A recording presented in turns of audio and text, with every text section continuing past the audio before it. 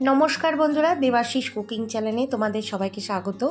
আজকে আমি মেথি mushroom recipe করে তোমাদের দেখাবো। তো প্রথমে আমি মাশরুমগুলো নিয়েছি। মাশরুমগুলো আমি গরম জলে একটু ভালো করে ধুয়ে নিয়েছি। এবার মেথি শাকও নিয়েছি। মেথি শাকগুলো ভালো করে ধুয়ে চপ করে নিয়েছি।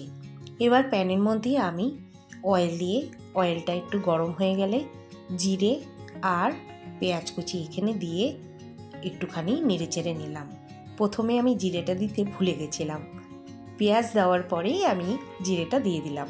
তোমরা কিন্তু প্রথমে জিরে দিয়ে তারপরে পেঁয়াজ কুচি দিও। এরপরে কয়েকটা কাঁচা লঙ্কা আর কাজু বাদামও এর মধ্যে দিয়ে ভালো করে নাড়তে থাকলাম।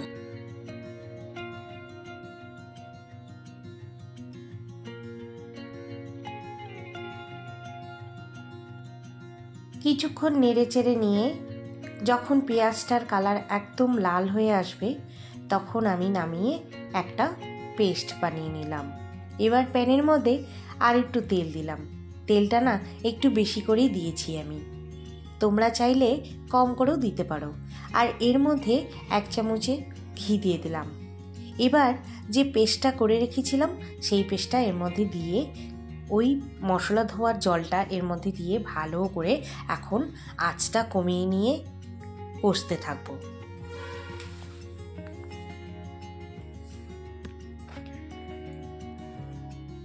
কিছুক্ষণ কষে নেওয়ার পরে আমি এর মধ্যে আদা বাটা আর একটুখানি রসুন বাটা দিয়ে দিলাম। তোমরা যদি চাও তাহলে এই দুটো জিনিসই স্কিপ করতে পারো, আদা বাটা আর রসুন বাটা। আদা বাটা রসুন বাটাটা যদি দাও এর স্বাদটা কিন্তু আরও ভালো হবে। আদা বাটা ছাড়াও ভালো লাগবে, কিন্তু দিলে পরে খুবই ভালো।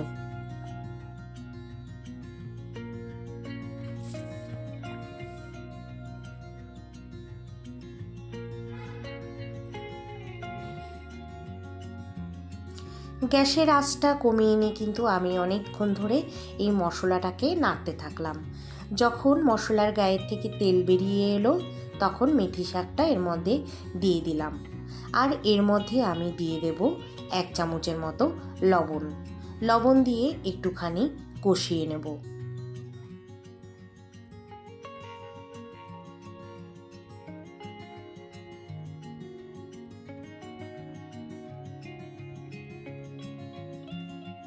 কিছুক্ষণ কষিয়ে নিয়ে এর মধ্যে আমি ধনে গুঁড়ো দেব 1 চামচ, লঙ্কার গুঁড়ো দেব 1 চামচ।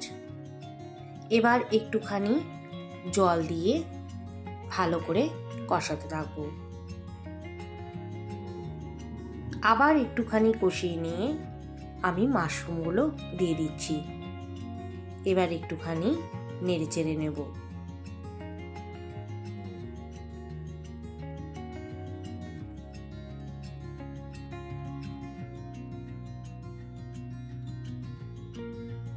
নেড়ে চেড়ে নিয়ে 5 মিনিট এটাকে ঢেকে দিয়েছিলাম। এবার ঢাকনাটা উঠিয়ে নিয়ে আমি এর মধ্যে আন্দাজ মতো একটুখানি গরম মশলা দিয়ে দিলাম।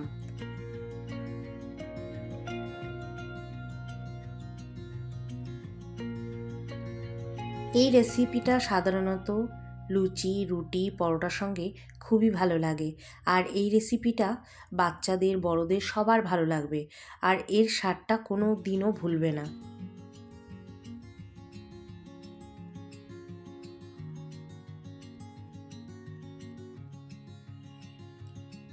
এবার ভালো করে কষানোর পরে আমি আন্দাজ মতো জল দিয়ে দিলাম।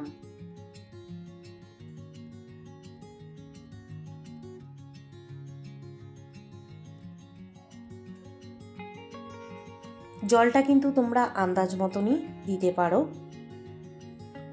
তবে পাতলা কিন্তু একদমই ভালো লাগবে না।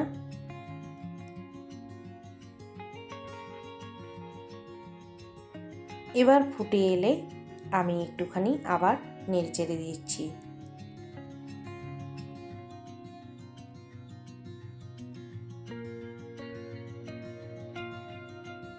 আমার কিন্তু হয়ে গেছে রেসিপিটা।